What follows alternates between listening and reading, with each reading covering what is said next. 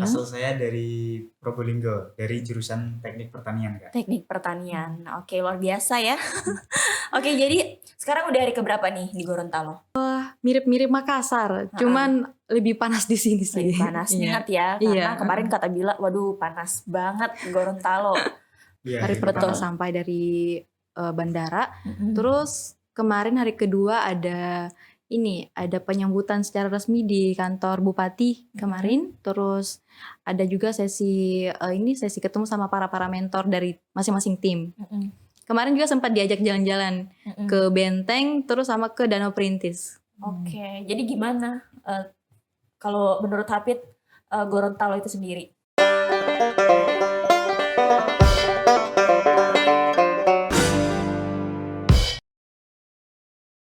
Selamat datang di Panita Podcast Banyak Cerita, senang sekali. Ini kali kedua saya ketemu secara langsung karena biasanya ketemunya di virtual nih sama anak-anak peserta MSIB batch 5 yang 50 orang, dan ini adalah orang keempat ya, karena yang kemarin ada 2 orang udah aku interview dan sekarang ada kakak-kakak 2 orang juga yang manis. Oke, halo, selamat sore. Selamat sore, Kak. Oke, bisa diperkenalkan dulu kepada teman-teman Sobat Panita, siapa ini, dari mana nih? Siapa dulu nih? Dari kakak yang hijab deh. Oke, jadi perkenalkan, nama saya Kartina Indah Puspitasari, biasanya dipanggil Kartina, Kak. Oke. Asal saya dari Makassar, dari Universitas Bosowa. Oke, kalau yang satunya? Nama saya Hafid, saya dari Universitas Negeri Jember. Asal saya dari Probolinggo, dari jurusan Teknik Pertanian, Kak. Teknik Pertanian. Oke, luar biasa ya. Oke, jadi sekarang udah hari keberapa nih di Gorontalo? Hari kedua. Kedua apa ketiga? Ketiga sih. Ketiga ya. Jadi gimana first impressionnya kalau dari Kartina sendiri Gorontalo? Gorontalo mirip-mirip Makassar, cuman lebih panas di sini sih. Lebih panas banget ya, karena kemarin kata Bila, waduh panas banget Gorontalo. Kata siapa kemarin, Cok Sanjay juga, dia kan tinggal di Bogor tuh.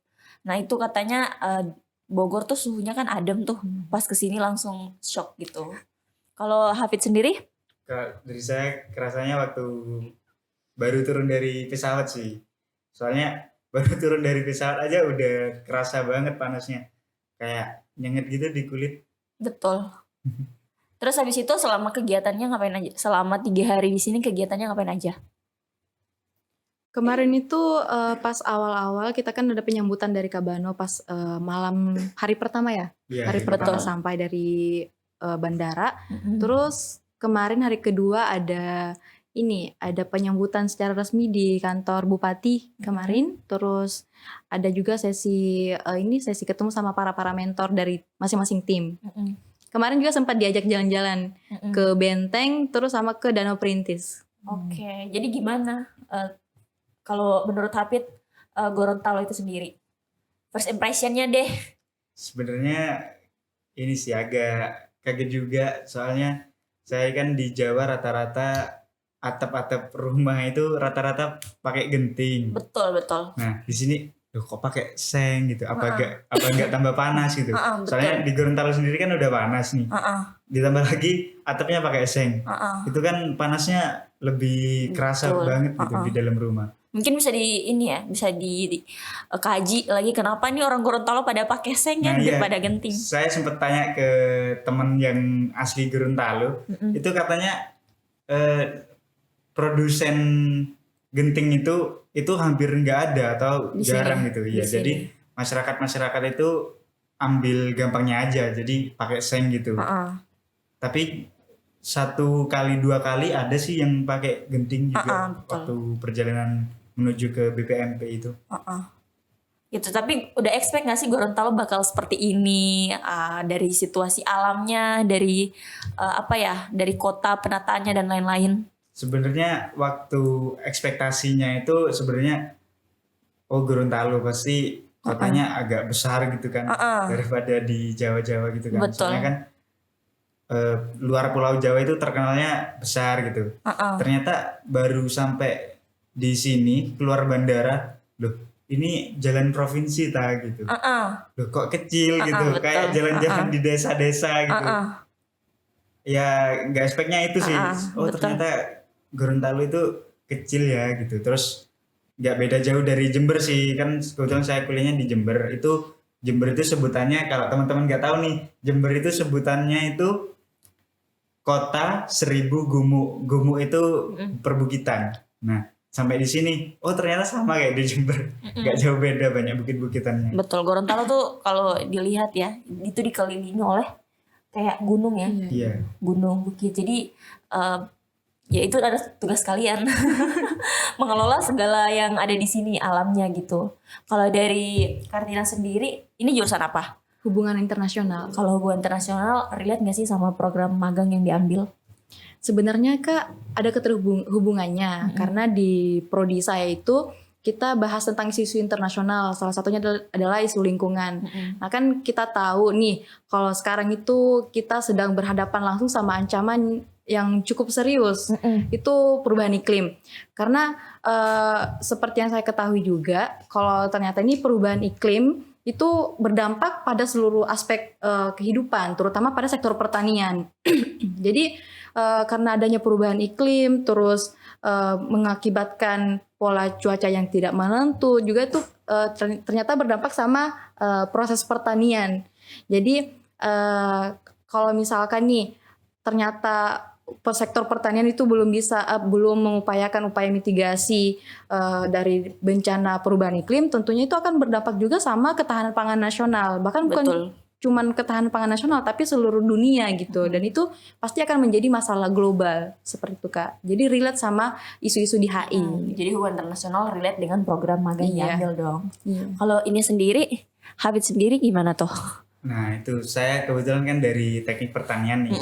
Nah alhamdulillah juga nih teman-teman, itu di semester 5 ini peminatan yang paling banyak ditawarkan itu di mata kuliahnya itu tentang teknik pengendalian dan konservasi lingkungan sama enotin. Enotin itu kayak ya mempelajari sensor-sensor, kemudian coding-coding. Nah itu pas banget nih sama modul pembelajaran atau kurikulum dari Bapepda. Soalnya kan banyak tentang konservasi juga. Betul. Ada pembuatan zero waste integrated farming system. Nah, jadi alhamdulillah nih teman-teman itu bisa dikonversi 20 SKS penuh. Ditambah lagi saya mengambil 2 mata kuliah di kampus saya itu melalui online, yang mana itu gabung dengan mahasiswa PMM dari Unsud. Kalau nggak tahu Unsud, teman-teman bisa browsing nih. Unsud apa tuh? Universitas Jenderal Sudirman.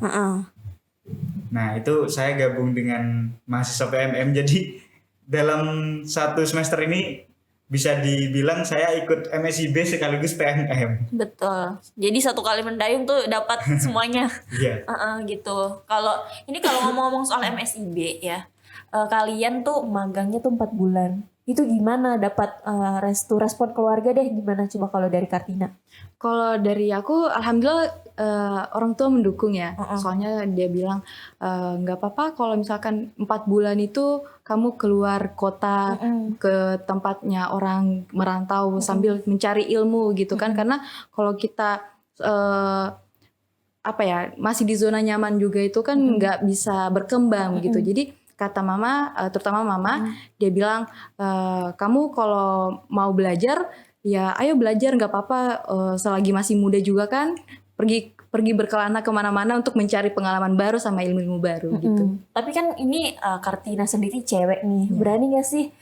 Atau mungkin dari awal emang udah biasa jalan-jalan jauh sendirian?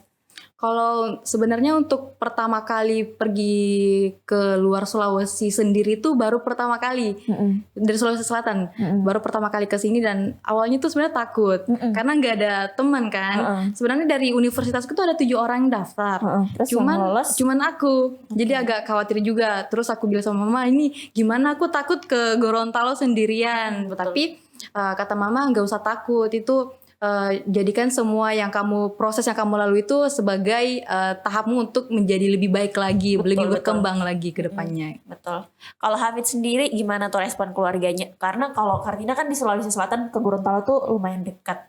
Kalau ini kan di Jember tuh jauh banget, Probolinggo lagi ya.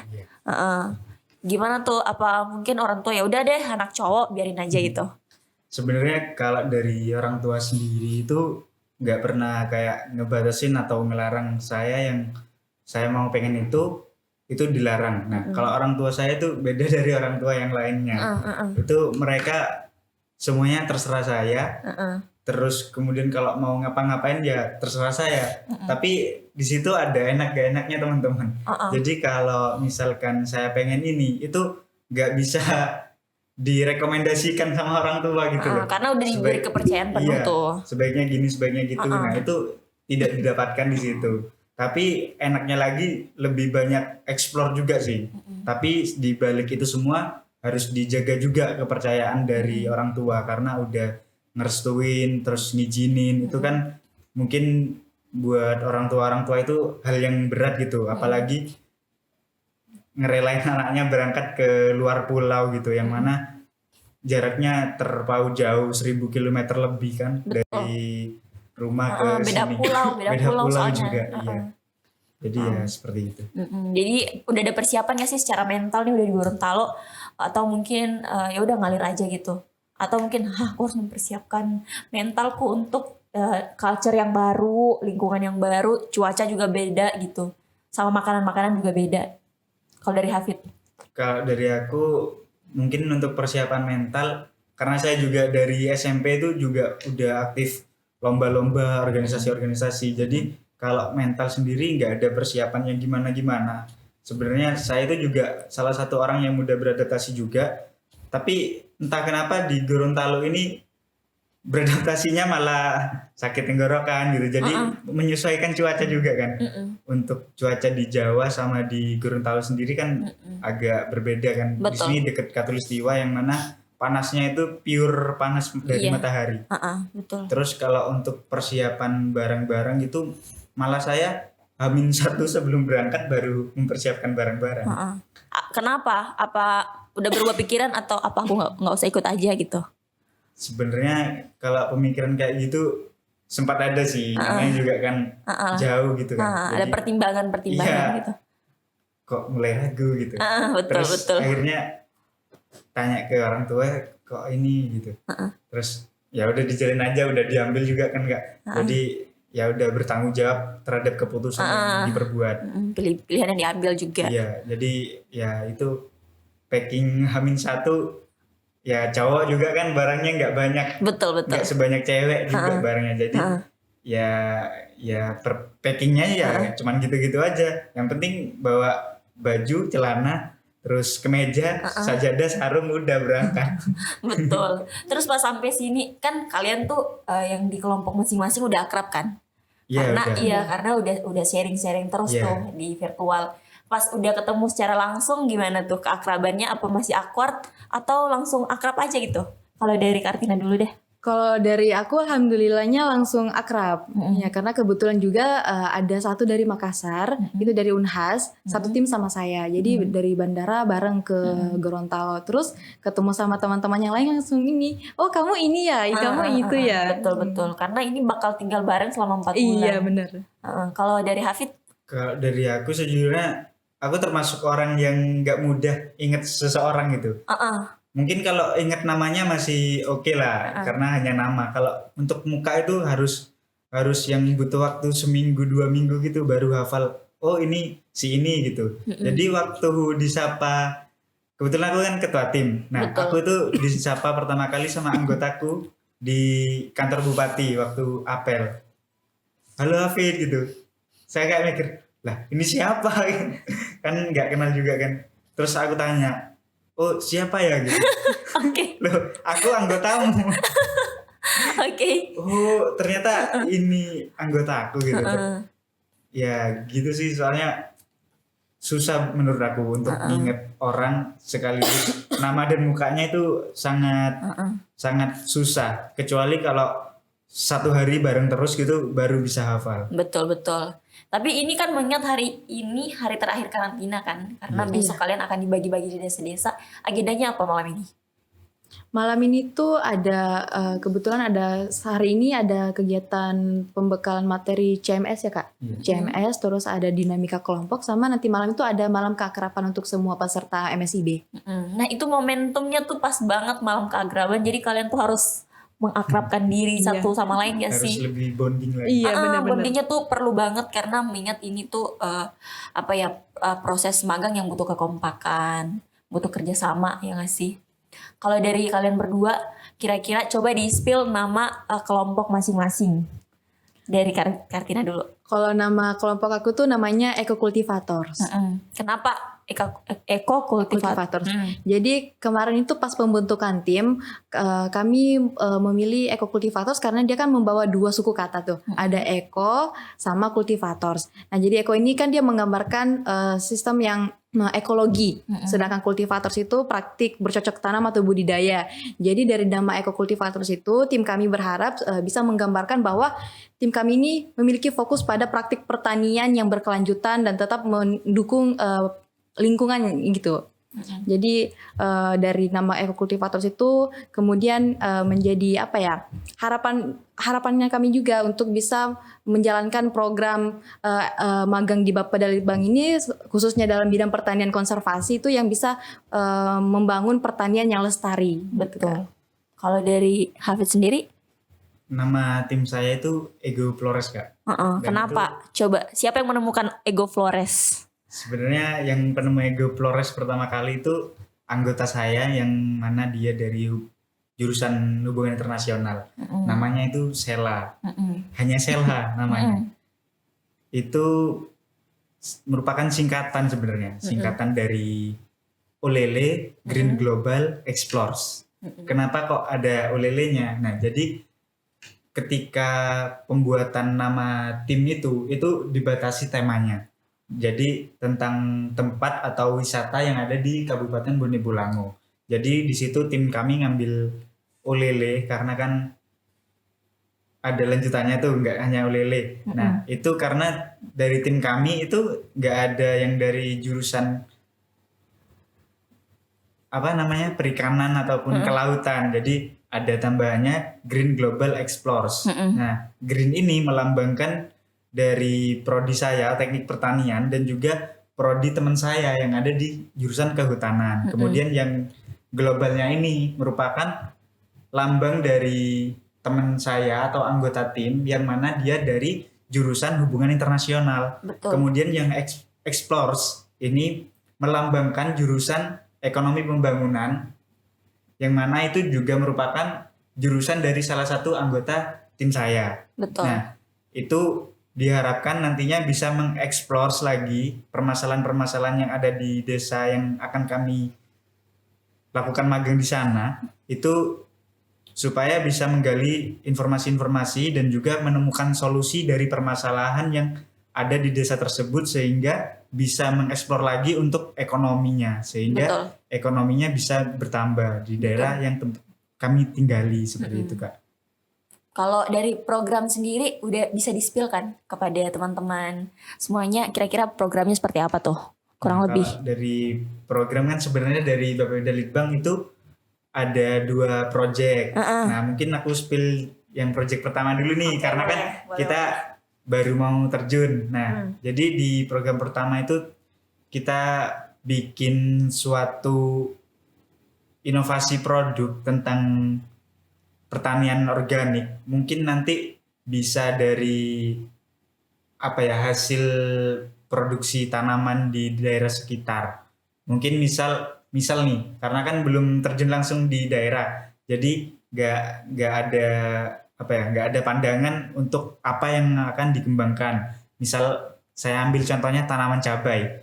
Nah, gimana caranya tanaman cabai ini ditanam secara organik dan juga bisa meningkatkan seperti gizi ataupun kandungan vitamin yang ada di dalam sayur tersebut itu supaya tetap terjaga. Betul. Karena jika tanaman itu organik, maka kandungannya juga bakalan terjaga. Betul. Beda dengan kita menggunakan pestisida. Betul.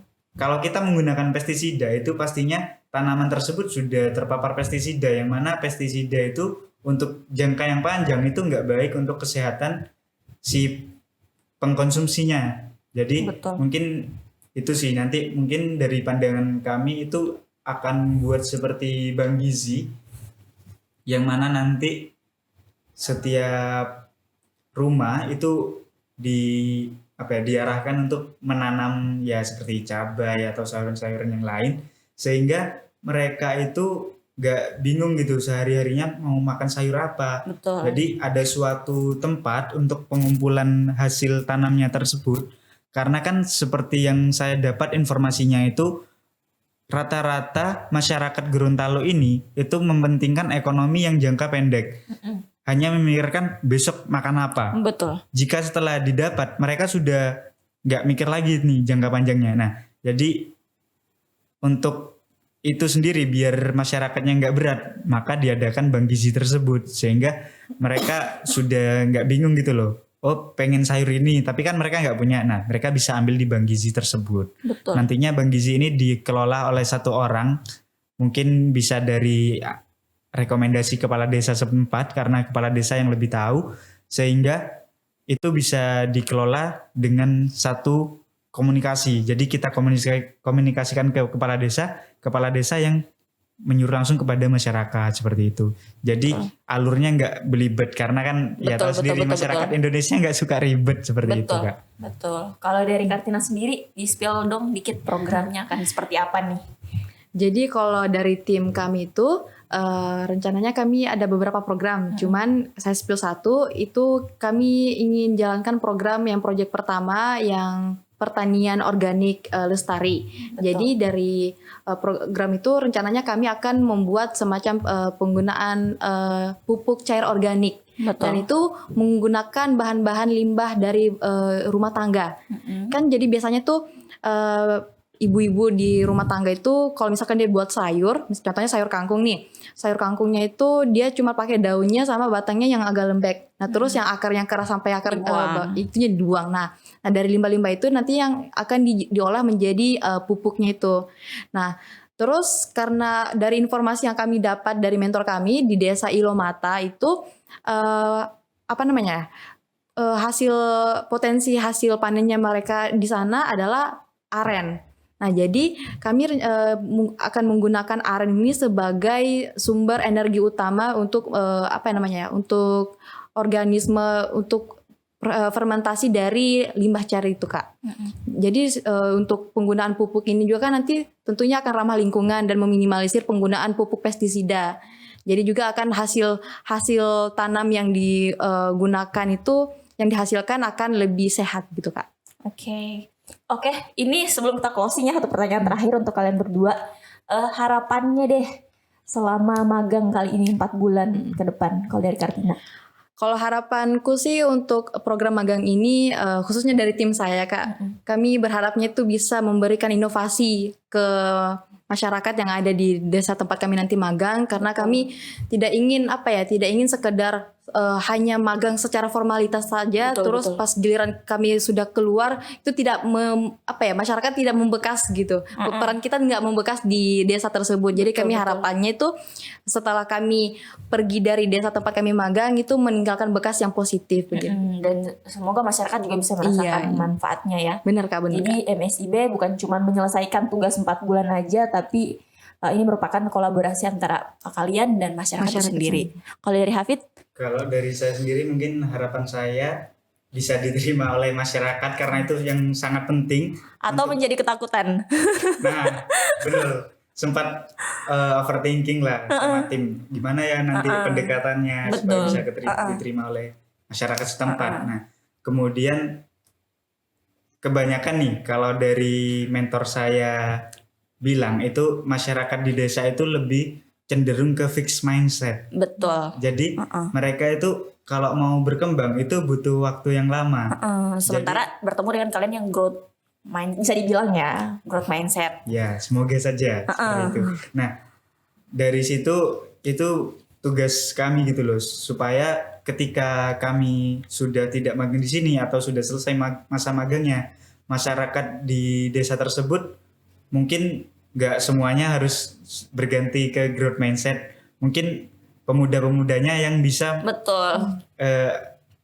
mawas diri atau introspeksi. Oh, sebaiknya saya growth mindset nih supaya nanti kedepannya bisa lebih baik lagi. Nah, harapannya sih seperti itu. Jadi ketika kami sudah keluar dari desa tersebut, itu masyarakat memiliki pola hidup yang berbeda dari pola hidup yang sebelumnya, karena cenderung masyarakat itu hanya tetap memilih di kondisi yang seperti itu saja. Betul.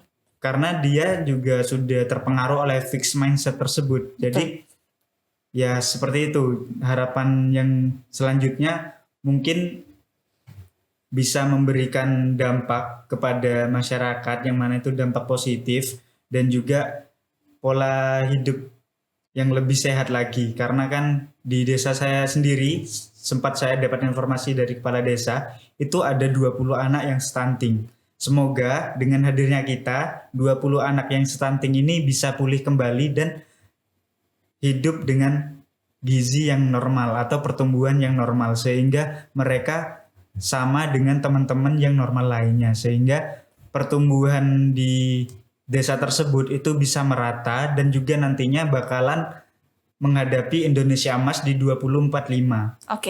Nah, betul. Sehingga mereka bisa ikut berkecimpung dan berkolaborasi dalam kesempatan yang sangat emas ini, yaitu Indonesia Emas 2045. Seperti itu, Kak. Oke, thank you. Terima kasih untuk kalian berdua yang udah ngobrol-ngobrol sore hari ini. Tapi kalian ada semboyan gak sih di MSI BBH 5 kali ini? Ada. Apa? Magang Bone Bolango, pertanian lestari, kemajuan negeri. Oke, kita bakal bilang itu ya. Di depan kamu yang bilang magang Bone Bolango, terus bareng-bareng. Pertanian lestari, kemajuan negeri. Oke. 1, 2, 3. Magang Bone Bolango, pertanian lestari, kemajuan negeri.